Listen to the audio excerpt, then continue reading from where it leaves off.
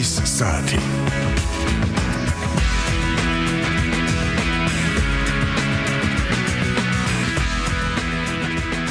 მზესუმზირა ამარაგებს ორგანიზმს ცხიმით, ისე რომ არ აზიანებს თქვენს ჯანმრთელობას. რა არის ეს საოცარი მცენარე, რომელიც მე-18 საუკუნიდან შემოვიდა რუსეთის იმპერიაში და იქიდან შემოვიდა სულ 80 წლის წინ საქართველოში, რომელი რეგიონებისთვისაა მისაღები, სტრატეგიული, როგორ ნიადაგზე ითესება და უნდა დაითესოს, რა დროს ერთვება იგი კულტურათა მონაცვლეობის ქსელში, ანუ თესლბრუნვაში, აი ამის შესახებ ვისაუბრებ დღეს პროგრამა ფერმერის ჟურნალისტი ბარბარე ბენაშვილი მოგესალმებით. ძალიან გვინდოდა მოგვეწვია ზეთის სპეციალისტი. დამიჯერებთ გადმოვაბრუნე მთელი საქართველოს სამეცნიერო წრეები, უმაღლესი განათლების დაწესებულებების ჩათვლით, სადაც კი ისწავლება აგრარულის გარდა მოგეხსენებათ, ყველგან ისწავლება ტექნოლოგია აგრარულშია, მაგრამ სპეციალისტი ვერ მოვძებნენ. მაშინ როცა საქართველოში ზეთი, მზესუმზირის ზეთიც წარმოება ზეითუნის ზეთიც მოგეხსენებათ 34 წლამდე მთელი რიგი ფართობები ქონდა საქართველოს თავის სამყოფი ზეითუნის ზეთი რომ მეწარმოებინა და ზეთის ხილი ხომ და სტრატეგია ძალიან ბევრი გვაქვს ჩვენ შეგვიძლია გოგრის ზეთი, წიფწის ზეთი გამოვიყენოთ, გავაკეთოთ ყველაფრისგან შეიძლება ზეთის გაკლის ზეთი რომლის ტრადიცია ჩვენ გვაქვს და მთელი დანადგარებია საქართველოს ეთნოგრაფიაში რომ გადავხედოთ ეთნოგრაფიის ისტორიას და გავიდეთ რეგიონებში არა სადაც ვერ კიდევ შემონახულია ზეთის წარმოების მთელი დანადგარები არსებობს. ჩადით აგერ მეიდანში თუ გნებავთ, იქ ეკლესიის ეზოში, როდესაც გათხარეს ზეთსახდელიც კი არის ჩამოტანილი რაჭიდან. ესე იგი გვაქვს ხომ სტრატეგია, ძალიან ძვირი ღირს ეს ზეთები. ძალიან საჭიროა ეს ყველაფერი და ჩვენ უნდა დავიწყოთ ამაზე ზრუნვა. ასე რომ მე ჩემი გამოცდილებით გირჩევთ როგორ შეარჩიოთ კახური ზეთი თუ გინდათ, იმიტომ რომ მე თვითონ კიზიყელი ვარ და ვიცი ეს მცენარე ჩემთვის ნაცნობი ეს ულამაზესი სასარგებლო მცენარე. ძალიან დიდი მომხმარებელი გახლავართ ზეთისა და მზესუმზირას, თუმცა მოუხალავი მიყვარს და ექიმებიც ზუსტად ამას გვირჩევენ. მოდით დღეს ვისაუბროთ ამ მზესუმზირაზე. ახალგაზრდა სპეციალისტი მყავს დღეს საჯარო სამართლის იურიდიული პირის სოფლის მეურნეობის სამეცნიერო კვლევითი ცენტრის ბოსტნეული და ბაღჩეილი კულტურების კვლევის სამსახურის მთავარი სპეციალისტი ირმა ირემაშვილია დღეს ჩემი სტუმარი. მე შემეძლო ძველი სპეციალისტიც მომეწვია, მაგრამ მე მინდა ახალგაზრდებმა იცოდნენ, რომ მათ მწვანე შუქი აქვთ, დიდი საქმე აქვთ გასაკეთებელი, თან აგრარულ სფეროში დასაქმებული ახალგაზრდა იშვიათია.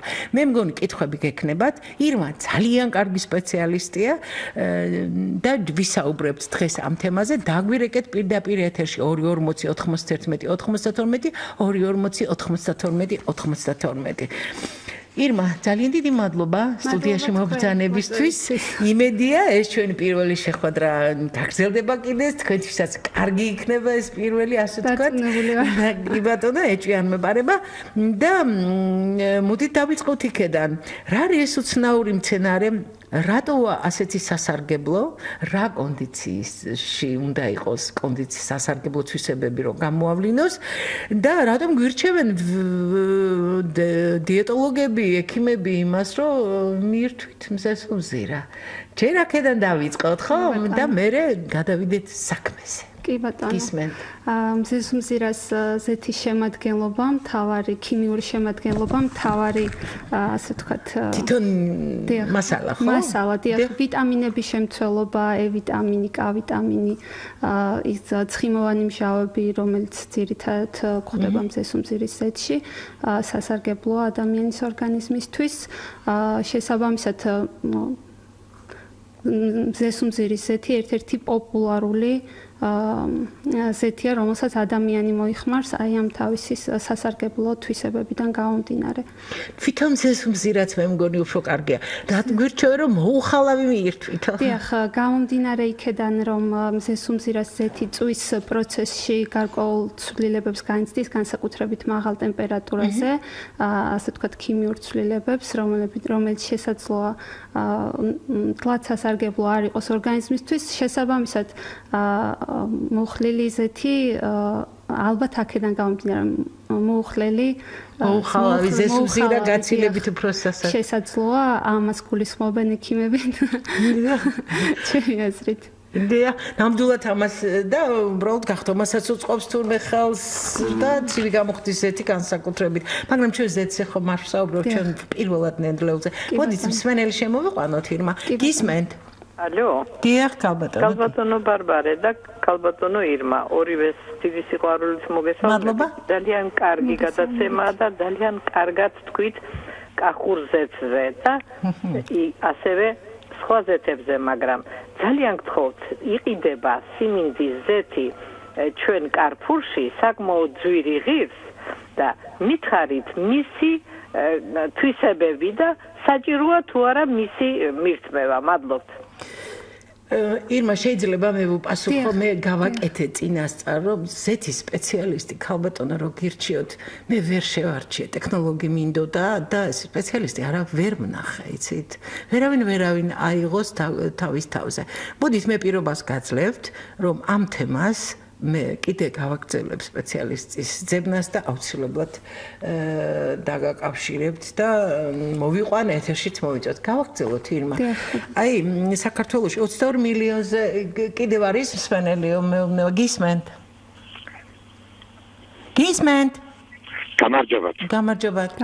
მოგესალმებით ნამდვილად აი ვეთახმები ქალბატონს ნამდვილად კარგი თემა გავდა აუცილებლად საჭირო თემა და რა მაინტერესებს ქალბატონო ბარბარა აი ზეთის ნიშნობა და ცნობილია კახური ზეთი მზესუმზირის ზეთი მისმეს მაგრამ რაშია ეს უბედურება საქმე აი ჩვენი ბაზარში უფრო მეტად რაფინირებული არარაფინირებული ზეთი არ იხილება და აი თომასაც მიაქცევენ აი სპეციალიზები რომ არარაფინირებული ზეთი პროექტებად თქვენ ქართული ბრძანდები და სალათებისათვის როგორია მართალია მისი შენახვა დიდხანს არ შეიძლება მაგრამ ოჯახში ყველა შეუძლია 3-4 ლიტრი შეინახოს მაცივარში. აი ესე ამის შესაძლებლად თუ მე აუცილებლად მოვიწევს სპეციალისტს. დიდი მადლობა. 47% მთელ სოფლიოში ითესება 22 მილიონ ჰექტარზე მზესუმზირა საქართველოში 47,000 ჰექტარზე. ქალბატონო ირმა, აი რა მდგომარეობა დღეს საქართველოში? რა რას თესავენ დღეს? ჰიბრიდია, სელექცია რა არის? პირველ რიგში უნდა აღვნიშნოთ სად ითესება მზესუმზირა, ეს არის ძირითადად კახეთის რეგიონი, კონკრეტულად დედოფლის წყაროს, სიღნაღის მუნიციპალიტეტები, ასევე თელავის მუნიციპალიტეტი, საგარეჯოს მუნიციპალიტეტი, გურჯაანიც. მზესუმზირა გამომდინარე იქიდან რომ შეიძლება მოვიყვანოთ როგორც სარწყავ, ესე ურწყავ პირობებში, კახეთის რეგიონს საკმაოდ კარგად მოერგო და ძირითადად აქ მოყავთ ფერმერებს. რაც შეეხება რა ითესება? ფერმერები თესავენ როგორც ათეულობით წლის წინ დამკვიდრებულ ძველ ჯიშებს, რომლის თესლსაც თვითონვე აწარმოებენ, ასევე საკმაოდ დიდი ნაწილი და რაც ყოველწლიურად უფრო და უფრო იზრდება იმ ფერმერების რიცხვი, რომლებიც იყენებს ჰიბრიდულ თესლს. ეს ჰიბრიდული თესლი არის ძირითადად იმპორტირებული სხვადასხვა ქვეყნებიდან, ძირითადი იმპორტიორი არის თურქეთი, რამდენადაც ჩემთვის ცნობილია, ესპანეთი, საფრანგეთი. ჰიბრიდული თესლი ხასიათდება უფრო მაღალი მოსავლიანობით, ხშირ შემთხვევაში ერთგვაროვნებით მცენარეების, ასევე ვთქვათ მომწიფების ერთგვაროვნებით, რაც ფერმერისთვის ძალზე მნიშვნელოვანია და მაღალი მოსავლიდან გამომდინარე, ზეთის შემცველობა ასევე საკმაოდ მაღალია, ფერმერებს ურჩევნიათ. სასებულია, ხო? დიახ, ფერმერებს ურჩევნიათ საზეთი მიმართულებით სწორედ ჰიბრიდული თესლი გამოიყენონ. იცით რა ის თქვენ ორი ჯიში ითესებოდა მე რო გარმავირსკი და დანსკო რომელიც დარაიონებული იყო და ამას თესავდნენ ჩვენი ახლაც თესავენ უბრალოდ მე მინდა გითხრათ რომ გამომდინარე იქედა რომ მზესუმზირა არის ჯვარედი მტვერია მცენარე იმტვერება მწერების საშუალებით ეს ჯიშები წლების განმავლობაში გამომდინარე იქიდან რომ მეზობელ ფერმერებს სხვა ჯიში შეიძლება ქონდეთ არის გადამტვერილი ანუ ჯიშური სიწმინდე არის დარღვეული, თუმცა ფერმერები მას მაინც იყენებენ თვით წარმოებული თესლის ანუ თესლად თვითონ აწარმოებენ. თვითონ აქვს თესლი. თუმცა ეს არის მხოლოდ მცირე ნაწილი. რასაც მოიხმარენ ფერმერები. ძელს დიდ ფართობზე ქონდათ დათესილი მე როგორც მოდით სვენელი შემოვიყვანოთ ირმა გისმენთ? ალო. დიახ. მაპატიეთ განსწორე საჩეილება სუფთა კახური ზეთის ყიდვა. ისევ პრობლემა მე ვიცოდი რომ ეს მზესუმზირასთან დაკავშირებული თემა აუცილებლად გამოიწვევდა ამ დაინტერესებას კიდევ ერთხელ გიმეორებთ სუფთა კახური შეიძლება კახეთში შეიძინოთ მარტო ზეთსახტელებში მიბრძანდით შეიძლება კახეთის ბაზრებში შეიძინოთ არ არის პრობლემა უბრალოდ უნდა ცნობდეთ რომელია ძველი რომელი ახალი და როგორ შეარჩიოთ ამ რჩევებს გადაცემის ბოლოს მე თვითონ მოგაწყვით მე შევეცდები უფრო აგროტექნიკაზე ვისაუბრო და შესაბამისად გავცე პასუხები იცით რა აი დღეს ბევრმა დიდ ფართობზე აქ კახეთში დათესილი ჩვენ ჩართვა ქონდა მეხორბლე ფერმერებს, როდესაც გაზაფხულზე ცუდი ამინდები იყო, წაყინვები იყო, დაქარული იყო და ხელახლა გადათესეს მოუწიათ და როგორც ვიცი თქვენს მითხარით გვიან მზესუმზირა დათესეს, ხო? როგორი მოსავალი აქვს წელს, ხო არ იცით? დიახ, მე მუდმივად მაქვს კავშირი ფერმერებთან, გამომდინარე იქიდან, რომ სამეცნიერო კვლევის ცენტრს აქვს თავისი ბაზები სხვადასხვა რეგიონში. ჩვენ გვაქვს ბაზა დედოფლის წყაროში, სადაც რამდენიმე წელია ვაკეთებთ ცდებს და წელს მინდა გითხრათ, რომ ფერმერებმა ნამდვილად გვიან დათესეს მზესუმზირა, აი თქვენს მიერ დასახელებული მიზეზების გამო. ცნობილია, რომ მზესუმზირა ითესება მარტის შუა რიცხვებიდან აპრილის შუა რიცხვებამდე, მაგრამ საკმაოდ გვიან დათესეს. მოსავალს რაც შეეხება, აქვთ საშუალო მოსავალი. დაახლოებით მე რამდენადაც მქონდა, ასე ვთქვათ, გამოკითხვის შედეგების მიხედვით, ტონა ნახევრამდე დაახლოებით. ეს ცოტაა, ხო? ეს არის საშუალო მოსავალი. საშუალო, ტონა 200, ტონა ნახევარი. იცით რა, აი ხარისხი როგორი იყო, ხომ არ იცით? დღეს ჩვენ გვინდოდა ჩართვას გაგვეკეთებია, მაგრამ აღმოჩნდა რომ არც ერთმა ფერმერმა არ ისურვა, იმიტომ რომ პრობლემა აქვს, იცით მათ და აი რატო უნდა ქონდეთ პრობლემები შენახვის, არიამის აქ ამას ნიშნულობა როგორ შეინახე, როდის აიღე მოსავალი როგორია? დიახ, დაავადების კოეფიციენტი. იცით რა არის გვიან დათესილი, ახლა ჩემ გამომდინარე იქიდან რომ ხშირად ვსტუმრობდი კახეთის რეგიონს, ვუყურებდი ფერმერების ნაკვეთებს და გამომდინარე იქიდან რომ ზოგიერთს გვიან ქონდა დათესილი, შესაბამისად რაღაც გარკვეული აგროტექნიკური ღონისძიებები ვერ ჩაატარეს დროულად. მზესუმზირას კალათები იყო საკმაოდ მცირე ზომის, ზოგიერთმა აღარც სცადა უბრალოდ მოსავლის აღება, გამომდინარე იქიდან რომ შეიძლება არც უღირდა, თუმცა საკმაოდ დიდი ფართობები იყო, რომელიც ნორმალურად მოვლილი და კარგად განვითარებული კალათები ჰქონდათ. იცით რა, ესენი აი ეს კალათები სასილოსეთაც იყენებდნენ, მე როგორც ვიცი, ის ძალიან კარგია. ხომ? და ალბათ ამისთვის მაინც თუ გამოდგება იმას ითქვა. მე არ ვიცი ფერმერები ეს თვითონ უნდა გადაწყვიტონ რისთვის გამოიყენება, თუმცა მე ვფიქრობ სასილოსეთ ნაკლებად იყენებენ ახლა ჩვენთან ამას. კი, სამწუხაროდ ასე იყო, მაგრამ თუმცა ის ინდივიდუალური, ვისაც მცირე ფართობებზე ისინი საქონლისთვის ამთაში კომბინირებული საკვებისთვის ხმარობენ მაინც. შესაძლოა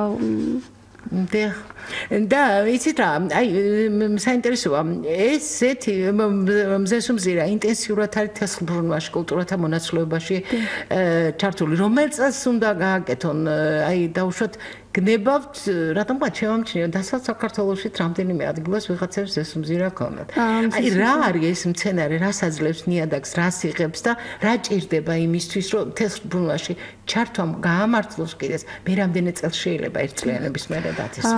მზესუმზირა საერთოდ კლასიკური თესლბრუნვისთვის 4-წლიანი ციკლები არსებობს, თუმცა მზესუმზირა შეიძლება იყოს ერთ-ერთი, მზესუმზირასთვის წინამორბედად შეიძლება გამოდგეს თავთავიანი კულტურები, განსაკუთრებით საშემოდგომო თავთავიანები, განსაკუთრებით ხორბალი, ასევე სიმინდი, სამარცვლე პარკოსნები. აი ამ კულტურებთან თესლბრუნვაში შესაძლოა გაკეთდეს 4-წლიანი თესლბრუნვა, მაგრამ იმ შემთხვევაში თუ ნაკვეთში გაჩნდა პარაზიტი სარეველა მცენარე კელაპტარა, რომელიც საკმაოდ დიდ პრობლემას უქმნის ფერმერებს, მე რამდენადაც ვიცი, ამ შემთხვევაში გამომდინარე იქიდან, რომ ამ კელაპტარას თესლი ნიადაგში აღმოცენების უნარს ინარჩუნებს 7 წელი, სასურველია მერვე წელს ან უფრო გვიან დაუბრუნდეს მზესუმზირა იმავე ნაკვეთს.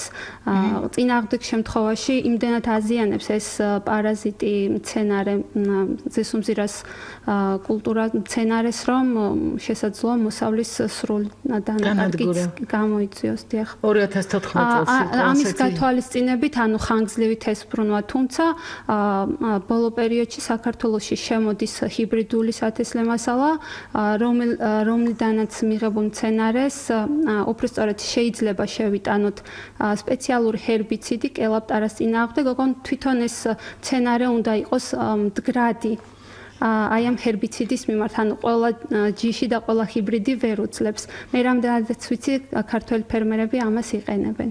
იყენებენ ხო ამას და თუმცა ძალიან ასე ვთქვათ უნდა გაითვალისწინონ ბევრი ფაქტორი, აუცილებლად მცენარეთა დამცველებთან კონსულტაცია უნდა გაიარონ, იმიტომ რომ არის ბევრი ნიუანსი, რომელიც უნდა გაითვალისწინონ, ნიადაგის ტენიანობა, ვთქვათ შეტანის ჯერადობა, შეტანის ვადა, ნიადაგის pH-ი, მომავალი კულტურა, რა კულტურის დათესვა უნდა მზესუმზირის შემდეგ. აი ამ ყველაფრის გათვალისწინებით საკმაოდ ინფორმირებულად უნდა ასე ვთქვათ გამოიყენონ ეს პესტიციდი. მსმენელია ირმა გისმენთ? გამარჯობათ ქალბატონო. გამარჯობა. ერთი კითხვა მაქვს. თუ არის შესაძლებელი, რომ აი გენი რო აირევა ქართული ჯიშის მაგალითად სხვა ჰიბრიდულ ჯიშებში, მე რაღაც გარკვეული манипуляციების საშუალებით ისევ ძველი გენი დააბრუნა. თუ არის ამის საშუალება, ამ დაახლოებით გეტყვის, ახლა ქართული გათხოვდა ზანგზე კიდე ვიღაცა და აირია გენი, ხო?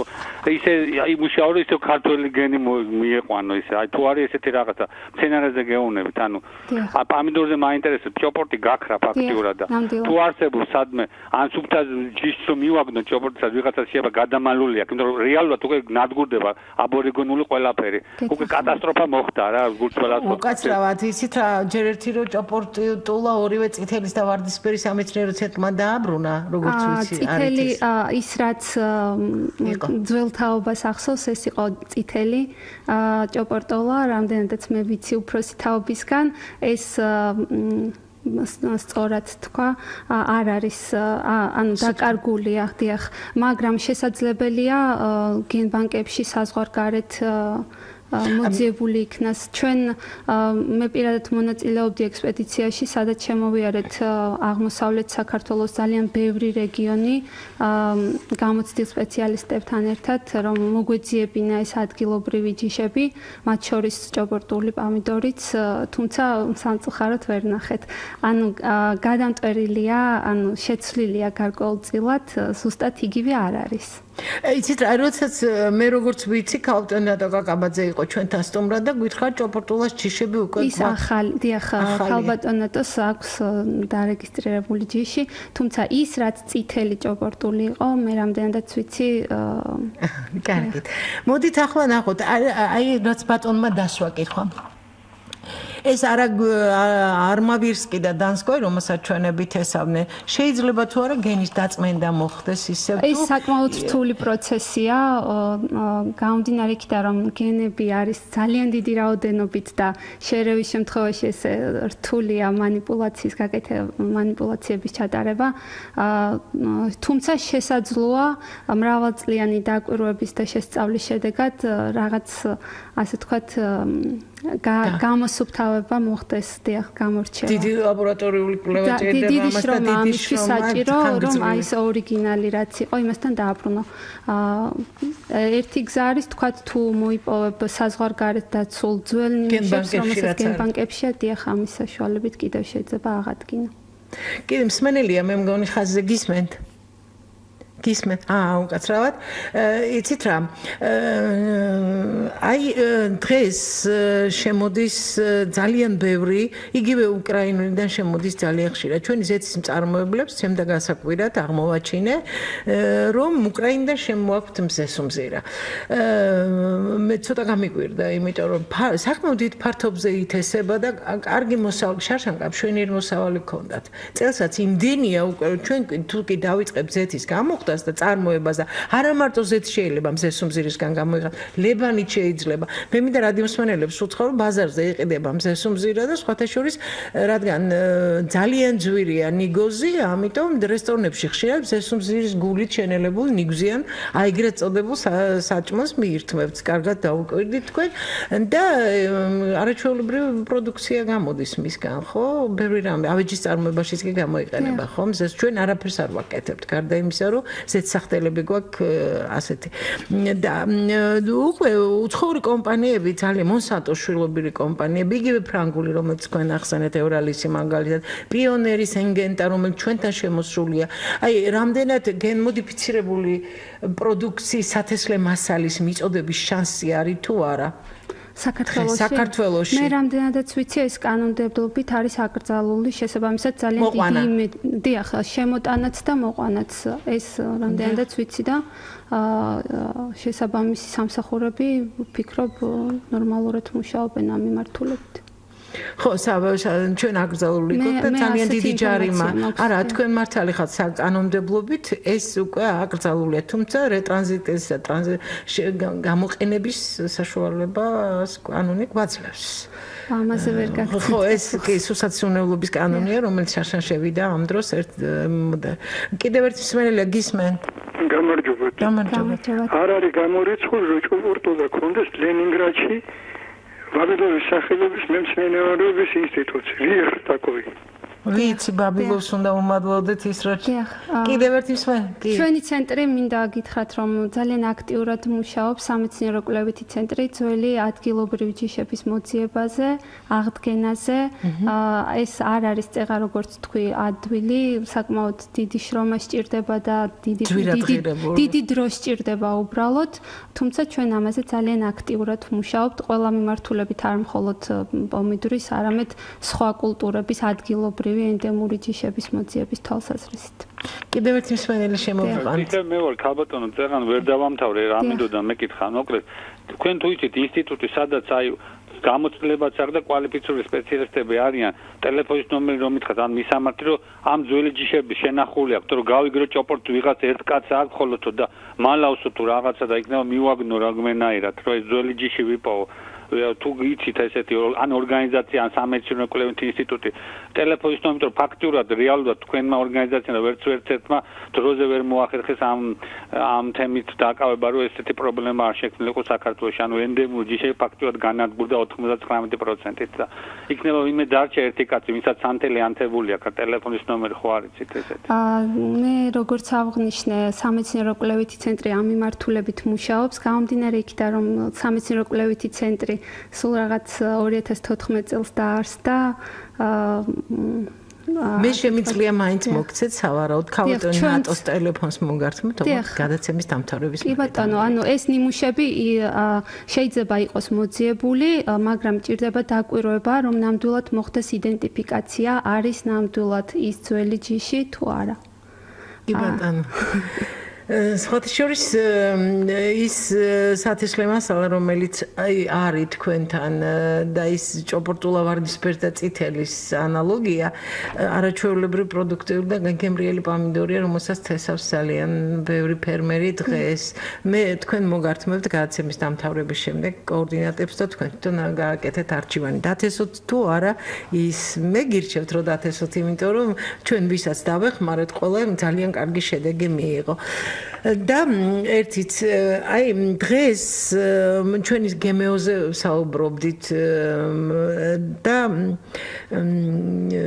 აი რა დაავადება შეიძლება გაუჩნდეს და როგორია ბრძოლის მეთოდები, ხომ არიცით? რას შეიძლება? აი და ნათესებს წელს. ჩვეულებრივ მზესუმზირის ნათესებს, ხომ?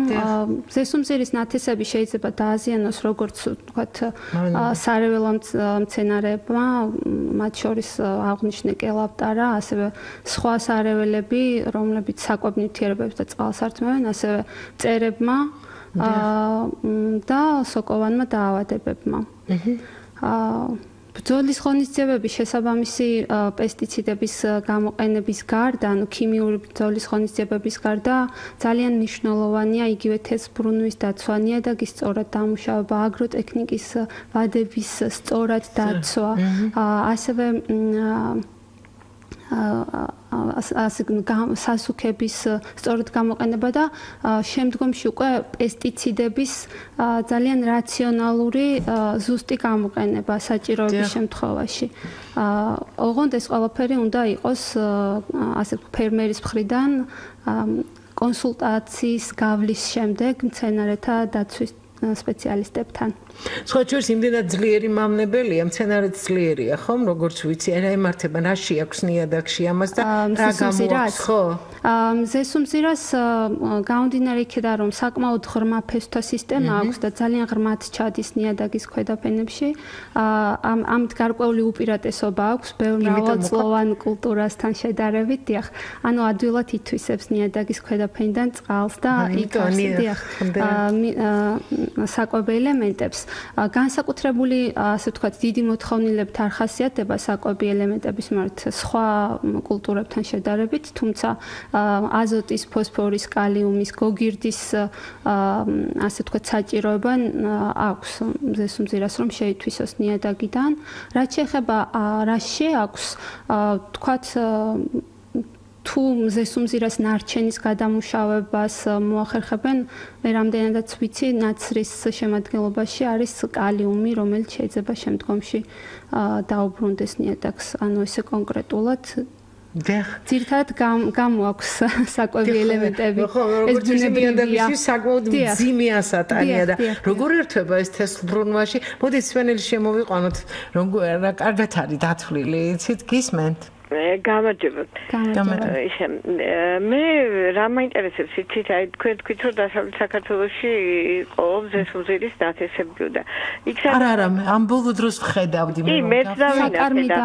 საკარმი დამონაკვეთებში მე ვნახე მზესუმზირა და გამიკვირდა ძალიან სხვათა შორის და კი, არა, ადრეც თესავდნენ აქა-იქ და თუ აი აზიური ფაროსანა სადაც არის გავრცელებული, რომ სარისკო არის თუ არა, თუ ხართ საქმის ყურში მზესუმზირის დათესვა იმ ადგილებში და გადამისა მე მაინტერესებს აი ჭოპორტულა პამიდორი თუ დასავლეთ საქართველოში თუ დაუშვათ იხარებს და თუ აქვს იგივე თვისებები ექნება იქ. ქავატონო უკაცრავად ირმა თქვენც უპასუხეთ და ქედას პამიდორი ის სახეობაა რომელიც უბრალოდ ფორმას იღებს იქის ეს ერთი და იგივე სახეობის პამიდორი ყოფილა ამაზე ქავატონმა ნატომი ისაუბრა მე მგონი თქვენც დამეთანხმებით იცით რა არის ერთი და იგივე ჯიში სხვადასხვა აგროკლიმატურ პირობებში მეტნაკლებად გარკვეულ ცვლილებას განიცდის თქვათ როგორც გემური ისე ვიზუალური ოღონდ ძალიან უმნიშვნელოს თუმცა დასავლეთ საქართველოში რა თქმა უნდა მოვა თუ მოდის სხვა ჯიშის პამიდორიც რასაც შეიძლება მოვიდეს კი იცით რა რატო არ შეიძლება იცით ახლა კლიმატის ცვლილებიდან გამომდინარე და იქედან რომ არსებობს ასეთი სტატისტიკა დაკვირვების შედეგი თუმცა ჯერ საბოლოო დაზუსტებულია რომ ჩვენი გრუნტის წყლების რაოდენობა საკმაოდ შემცირდა ხო შეიძლება ჭარბტენიანი ტერიტორიების რომ რომელიღაც მონაკვეთში გამომდინარე იქიდან კლიმატი გონივრული გამოდგეს ეს მზესუმზირაც არსებობს ასეთი საშანსი მზესუმზირას სწორედაც რომ არ უყვარს ჭარბტენიანი ნიადაგები ასევე არ უყვარს ძლიერ მსუბუქი ნიადაგები ანუ ყველაზე საუკეთესოა შავმიწა და ალუვიური ნიადაგები ჭარბტენიანი დაჭაობებისკენ მიდრეკილი ნიადაგები არ უყვარს მაგრამ შეიძლება მთიანი რეგიონებისთვისაც გამოდგეს თუ კლიმატის ცვლილებისთვის შესაძლოა დიახ ანუ გამომდინარე იქიდან აი ამ კლიმატური ცვლილებებიდან გამომდინარე შესაძლოა ასე ვთქვათ ის ძველი ზონები რომელიც განსაზღვრული იყო გარკვეულწილად შეიცვალოს კიდეც თუმცა ამას ესე კვლევების გარეშე იმედია ჩვენთან ეს კვლევები ჩატარდება მით უფრო კლიმატის ცვლილების ჩარჩო კონვენციები გვთავაზობენ რომ შევარჩიოთ კლიმატგონივრული მცენარეები და მოვემზადოთ უნდა იმისთვის რაც ხდება დღეს მთელ მსოფლიოში ხო კლიმატის ცვლილების და დედამიწის და სამყაროს ფორმირების ახალი ციკლი დაიწყო და დაიწყება ალბათ და შენახვის პრობლემა თქვენ თუ იცით აქვთ ფერმერებს თუ არ და როგორ უნდა შეინახო მზესუმზირა რომ არ იყოს არ დამძაღდეს რა პროცესი ჭირდება შენახვამდე და შენახვის დროს. შენახვაზე ანუ როგორც კი მოსავალს აიღებენ, როგორც იცით ხდება მარცვლეულის ამღები კომბაინებით, ეს მასა, გამორჩეული მასა უნდა გასუფთავდეს, მოცილდეს მინარევები, მიწის ნარჩენები, დააკალიბრდეს, დახარისხდეს და შემდგომ ხდება შენახვა. აქ ძალიან მნიშვნელოვანია თვითონ თესლურას ტენიანობა. მოკლეხნიანი შენახვისთვის საკმარისია 12%-მდე ტენიანობის შემცირება, ხოლო ხანგრძლივი შენახვის პირობებში 10%-მდე უნდა იქნას ჩამოსული და ამასთანავე ძალზედ მნიშვნელოვანია ის სათავსო, სადაც ხდება შენახვა, ვენტილაცია ხდებოდეს. ანუ დახურულ სივრცეში არ იყოს. მსმენელია კიდევ გისმენთ? გისმენთ ეთერში ხართ, ბატონო. ბარბარე ბრაშიცა და ბაბა. დიახ, გისმენთ. გაინტერესებს ბატონო ამ პანდრის შესახებით დაავადებები სხვადასხვა და როგორ მოუვაროთ თუ არ არის სპეციალისტი მოვიწვიოს და მოვიწვევთ კიდევ ერთხელ მოვიწვევთ გაძლევთ პირობას რომ ქალბატონ ნატოს მოვიწვევ ამის სპეციალისტ მომავალ კვირას უსათეოდ რადგან პამიდორზე ასეთი ის შესანიშნავი დიასახლისია და მშვენიერ რეცეპტსაც ჩაგაწერინებთ როგორ შეინახოთ და მომავალზე გაძლევთ პირობას მომავალ კვირას მოვიწევ ამის სპეციალისტ იცით რა ირმა მე მაინტერესებს აი მზეზე რამდენ ხანს უნდა იყოს მზეზე გაშრობის პერიოდი როგორი აქვს ამას მე როგორც ვიცი ადრე ხშირად მინახავ მზეზე შრობის პერიოდი ეს აუცილებლად უნდა დაიფინოს და ამინდები კარგია დიახ ეს დამოკიდებულია მარცვლის ტენიანობაზე ანუ დიახ როგორც კი მივა იმ კონდიციამდე რომ თქვათ და ჩამოვა 12%-მდე ან 10%-მდე შესაბამისად უკვე შეიძლება შესანახად იქნას გადატანილი დამოკიდებულია აქვთ ჩვენს ფერმერებს იმის საშრობები ახლა უკვე ბეღლები და ისინი უნდა გქონდეთ დიდ ფერმერებს ხო სადაც შეინახავენ ამ მზესუმზირას რა თქმა უნდა საწყობები უნდა გქონდეთ სადაც ამას შეინახავენ თუმცა მე ზუსტად ამაზე ვერ გაგცემთ პასუხს რამდენად ფერმერებს აქვთ ამის შესაძლებლობა ხორბალთან და ქერთან ერთად მაქსიმალურად სწრაფად მოახდინონ რეალიზაცია საოცარი ეს არის იცით ბაზარშიც იყიდება ეს მზესუმზირის მაკნატუნების და ამის დამამზადებელი კომპანიები რატომღაც მგონია სულ სხვადასხვანაირები კია იცით ის შავი კანიანი მზესუმზირა არის ზოლიანი რომელსაც ადრე ამერიკულს ეძახდნენ ეს ითესება კიდე სადმე თუ იცით ეს თეთრი დიდი მზესუმზირი გული პატარა რო აქვს და დიდი ჩენჩო აქვს მე არ მინახავს ყოველ შემთხვევაში შესაძლოა ითესება კიდეც, თუმცა ამაზე მე ზუსტი ინფორმაცია არ მაქვს. გამომდინარე იქიდან, რომ ძალიან მრავალფეროვანია, მზესუმზირა ფერის მიხედვით. რამდენაირია? დიახ, შეიძლება იყოს მოყავისფერო, ზოლიანი, ნაცრისფერი, სიმსხოს მიხედვით, მიმართულების მიხედვით, თქვა საზეთე ან არასაზეთე მიმართულების საკმაოდ დიდი მრავალფეროვნება. და საზეთე მიმართულებისას უფრო მეტი ითესება, რომელი ითესება ჩვენთან უფრო მეტად? ჩვენთან უფრო მეტად საზეთე მიმართულებით. საზეთე. და იცით რა, არასოდეს გიკითხავთ ფერმერებისთვის, აი კოპტონს თუ აკეთებენ, ამას თვითონ თუ ხდიან, ან როგორ რას უშვებიან ამას, ან თევზის საკვებად. მე ვიცი რომ ბექაგონაშვილს აქვს საწმორი და თევზისთვის იყენებენ, ხო, ძალიან. ძირთად არის მე რამდენადაც ვიცი კომპანიები, რომლებიც ამის გადამუშავებას ახდენენ და ფერმერები ყიდიან ამ წარმოებლებზე თავის მზესუმზირას. ანუ რამდენად თვითონ აწარმოებენ ეს ნამდვილად არ ვიცი. იცით რა, ახლა როდესაც კახეთში მზესუმზირა დაბინავებულია, ასე ვთქვათ, უკვე სეზონიც არის ზეთის უკვე და იქ ყოველ შემთხვევაში ადრე ქიზიყში ასე იყო და გურჯაანშიც აიწყეს, უკვე ზეთსახდელები იყო ყველა სოფელში. და არაჩვეულ რიგი იდგა ხოლმე, ღამეებსაც ათევდნენ. იმისთვის მაგის გარდა ლებანი არაჩვეულებრივი მოსახმარია, ხო? შესანიშნავი ბავშვებს გვიყვარდა ძალიან და არ არსებობს რომ არ გიყვარდეს ადამიანს. თუმცა მე კიდევ ერთხელ ვიმეორებ მე ნედლი მზეზე კარგად გამომშრალი მზესუმზირა ნამდვილად სასარგებლო. აი არაჩვეულებრივია, მე ყველას ურჩევ რომ მოხალულზე მეტად ამას მივიდა, ну, თვისაც თმა და სახისკანი კარგი გინდა, განსაკუთრებით გახდომა თუ გინდა და მადის დაკარგვა ძალიან კარგია. ხო, შეიძლება სოფლიო მასშტაბის დიეტოლოგები ნიშნავენ ამას, მოუხალა მზესუმზირას. ძალიან კარგია და ზეთიც შესანიშნავია, მაგრამ აი, იცით რა, ძალიან მინდოდა სპეციალისტი მომიყვანა დღეს, აი, როგორი ზეთია, იქნებ მომწებნო რომელიმე გადაცემისთვის და მოვიწვიო ამ ეს და ერთიც აი თვითონ მზესუმზირა რამდენად მოწყვლადია ამ ამინდის ცვლილების და კლიმატის ცვლილების მიმართ, აი დინამიკა როგორია ეხლა, არ ცესავდნენ ადრე ცესავდნენ დიდ ფარგლებზე გურჯაანში, წყაროსა და სიღნაღში. ეხლა თელავში და საგარეჯოშიც დაიწყეს. აი როგორია მცენარის თვისება, გამრავლების თვისება. მოდი სვენელი შემოიყვანოთ და მე გისმენთ. გენაცვალე, თუ შეიძლება მითხარით, როდიდან ველოდოთ ახალ ზეთს? ახალი ზეთი უკვე დაიწყოს, უნდა გამოხდა ქალბატონო, უკვე იქნება თუ მოსავლის აღება ხდება აგვისტოს ბოლოს, სექტემბრის დასაწყისში შესაბამისად უკვე არის ზეთი. უნდა იყოს წარმოებლებზე აუცილებლად იქნება. რაც შეეხება ტემპერატურასთან დაკავშირებით ვკითხეთ, მზესუმზირის განვითარებისთვის ოპტიმალური ტემპერატურა არის 23-დან 27 გრადუსზე, 30 გრადუსის ზემოთ უკვე მცენარეს უჭირს განვითარება და ძალზედ მნიშვნელოვანია სწორედ თესვის ვადების სწორად შერჩევა და დაცვა, რათა აი ეს ყვავილობის პერიოდი, რაც განსაკუთრებით მნიშვნელოვანია, რომ არ მოხვდეს გვალვიან და მაღალი გვალვიან პერიოდს არ დაემთხვას, ამიტომ უნდა დაითესოს ისეთ დროს, იმგვარად უნდა იყოს შერჩეული თესვის ვადა, რომ აი ამ პერიოდს აცდეს.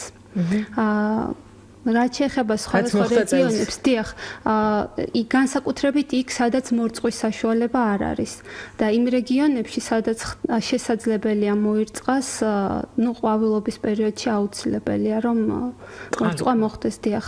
თვითონ მზესუმზირას ტემპერატურის მიმართ ძალიან საინტერესო დამოკიდებულება აქვს, მისი აღმონაცენი უძლებს 4-5 გრადუსიან ყინვას, ამიტომ ადრე გაზაფხულზე, როდესაც ხდება დათესვა, აი გაზაფხულის წაყინვებს ადვილად უძლებს. ამიტომ მარტში დიახ, მოსახერხებელი კულტურაა გაზაფხულზე სათესად, მარტის პერიოდში დასათესად. და იცით რა, საინტერესოა თვითონ მცენარეს დაავადებისადმი რეზისტენტულობა როგორი ადვილად ავადდება ესა? ეს დამოკიდებულია ჯიშზე ან ჰიბრიდზე, რომელიც არის შექმნილი. რა თქმა უნდა, მეცნიერები მუშაობენ, რომ მიიღონ უფრო მეტად დაავადებებისადმი მდგრადი ჯიშები ან ჰიბრიდები. სწორედ აქეთ მიდის ერთ-ერთი მიმართულებაა სელექციის. დიახ, განსხვავდება ერთმანეთისგან. ყოველი ახალი ჯიში რაღაცით უკეთესია. ძველ ჯიშებთან, დიახ, რა თქმა უნდა. ხო, ეს ეთყობა მეცნიერები თანამედროვე მთავარია გემეო არ იყოს. მე რატომაც მეგონა ძალიან რთული იყო ამის რთულყვავილედების გენმოდიფიცირება და აღმოჩნდა, რომ ძალიან მასიურია უკვე გენმოდიფიცირებული მზესუმზირა, ბევრია უკვე მსოფლიოში.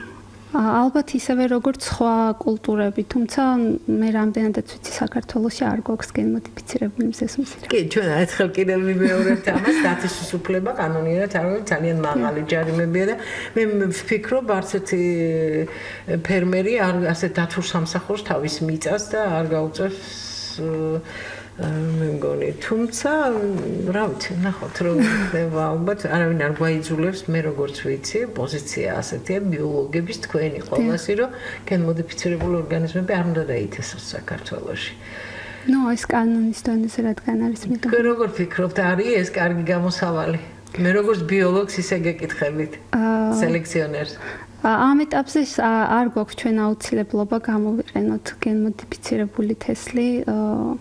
რა თქმა უნდა, მას აქვს არსებობის უფლება და ნუ ვინც რომელი ქვეყანაც ამას დაუშვებს, ეს მათი გადასაწყვეტია.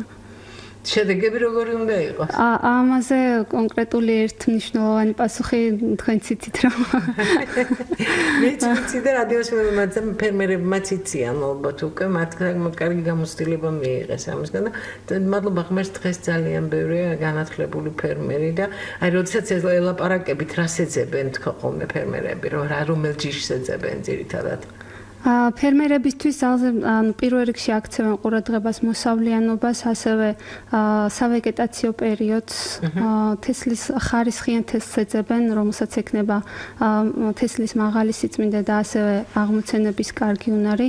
აი ამ მახასიათებლებით მიმართულება, რომელი უნდა საზეთე მიმართულების თუ არასაზეთე მიმართულების, ანუ ფერმერმა როდესაც იცის რა უნდა, რა მიმართულების მზესუმზირა სჭირდება ბაზარზე არის არჩევანი იმისთვის რომ შეიძინოს შესაბამის თესლი.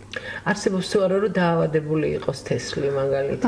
იმ შემთხვევაში თუ შეიძენენ სერტიფიცირებულ თესლს, რომელიც იქნება ვთქვათ დამუშავებული შესაბამისი თესლის დასამუშავებელი პესტიციდებით, ის შედარებით ასე ვთქვათ ხელსაყრელია, თუმცა თუ შეიძენენ ისეთ თესლს, რომელიც არ არის დამუშავებული ან ზუსტად არ იციან სადავორი წარმოშობის არის, ამ შემთხვევაში რა თქმა უნდა რისკი იქნება, რომ დაავადებული იყოს.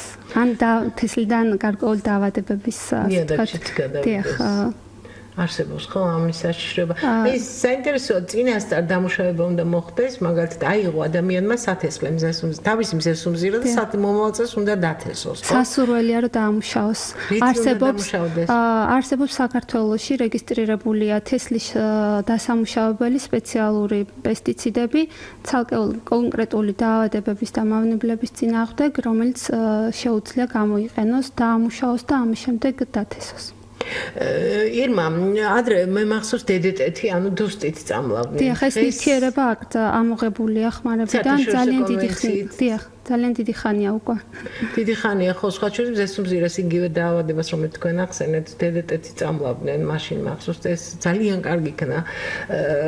საზოგადოებრივი კონვენციით ამოიღო დედეტე, ანუ დუსტი, იმიტომ რომ ეს თავის დროზე მონსანტომ გამოიყენა ვიეტნამის ომის დროს და მისი მუტაგენური თვისებები დღემდე შეიმჩნევა მთელს. დიახ, ეს ძალიან დიდი ხნის წინ ამოიღეს, რამდენადაც ვიცი. ეს დაახლოებით ალბათ 70-იან წლებში იყო, მაშინ აწყდა ძალიან დიდი ამბავი, სხვა შორის იგივე სხვა შორის შტატებმა და ბრიტანეთმა, ბრიტანეთში დაიბადა მონსანტო და მერე გადავიდა შტატებში, ხომ? იქ ატეხეს და საერთოდ მონსანტოს პროდუქციას ეძახიან ფრანკენშტეინის საკვებს. ნებისმიერ შემთხვევაში, როდესაც პესტიციდებს ვიყენებთ, აუცილებელია დავიცვათ წესები, პესტიციდების მოხმარების წესები, ეს ძალზე მნიშვნელოვანია. ამიტომ ფერმერებს მუდმივად ვურჩევ, რომ კონდეთ კავშირი მცენარეთა დამცველებთან შესაბამის კონსულტაციები მიიღონ და ამის შემდგომ დაიცვან ის წესები, რაც აქვს თვითონ წამალს ეტიკეტსაც. წამლის ეტიკეტი ის რაც თქვათ მოყვება თვითონ პესტიციდს, გარდა ამისა ფერმერებმა უნდა დაიცვან ჯერადობა, შეტანის ვადა და ასე შემდეგ. დიახ. გაითვალისწინონ გარემო პირობები. აუცილებლად და კი ბატონო, ჩვენი დრო იწურება, მაგრამ ზესუმზირის ზეთის მოხმარება მე მინდა რადიომსმენელებს დავპირდე, როგორ შეარჩიოთ მაგალითად ზეთი, როგორ უნდა შეარჩიოთ ზეთი. უნდა გქონდეს ბუნებრივი ფერი, არ უნდა იყოს ძალიან მუქი, იმიტომ რომ ეს იმის მიმანიშნებელი ყოფილა, რომ ზესუმზირა გამოხდის დროს ზომაზე მეტად მოიხალა, დამწვარია, ესე იგი ეს სიმწარე გადაყვება უსათოდ ზეთსაც, არც უნდა იყოს ზომაზე მეტად გამჭვირვალე, ეს იცოდეთ, იმიტომ რომ ესე იგი სხვა ზეთი შეიძლება იყოს შერეული, ასე გვირჩევენ სპეციალისტები. და თუ გინდათ შეამჩნიოთ ის ნამდვილად ზესუმზირის კარგი ზეთია თუ არა, ერთ წვეთი დაისხით ხელის გულზე, ამას საკუთარი გამოცდილებით, გვიან უნდა დაიშალოს ეს წვეთი. გვიან და ჩამოსხმის დროს არ უნდა ქონდეს ხმა, ესე იგი ის იმ კონსისტენციამდე უნდა იყოს იმ კონდიციის, რომ აი ხმა არ უნდა ისმოდეს და ერთიც არა რაფინირებული ცივი გამოხდის ზეთი ჯობია მზესუმზირისას და არა მზესუმზირისა ეს იცოდეთ და არ უნდა გქონდეს ლექე აუცილებლად. ძალიან დიდი მადლობა ირმა სტუდიაში მობრძანებისთვის. ირემაშვილი იყო ჩვენი გადაცემის შესანიშნავი ახალგაზრდა სტუმარი, რომელსაც დებიუტი იყო. ჩვენ გავაგრძელებთ მუშაობას არა მარტო ქალბატონ ირმასთან, საერთოდ სოფლის მეურნეობის სამეცნიერო კვლევის ცენტრთან და მოვიწოთ ქალბატონ ანტო გაგაბაძის, რომელიც არა მარტო პამიდორზე მოგცემთ რჩევას, ნივრის და ხახვის სათესლე მასალის შერჩევაზეც უნდა ვიზრუნოთ შენახვაზე და შერჩევაზე. კიდევ ერთხელ შეგახსენებთ ირემაშვილი სოფლის მეურნეობის სამეცნიერო კვლევითი ცენტრის ბოსტნეული და ბაღჩეილი კულტურების კვლევის სამსახურის მთავარი სპეციალისტი იყო ჩვენი სტუმარი. გადაცემაზე მუშაობდი ჟურნალისტი ბარბარე ბენაშვილი, ხმის რეჟისორი იაჭელიძე. მომავალ შეხვედრამდე დიდი მადლობა.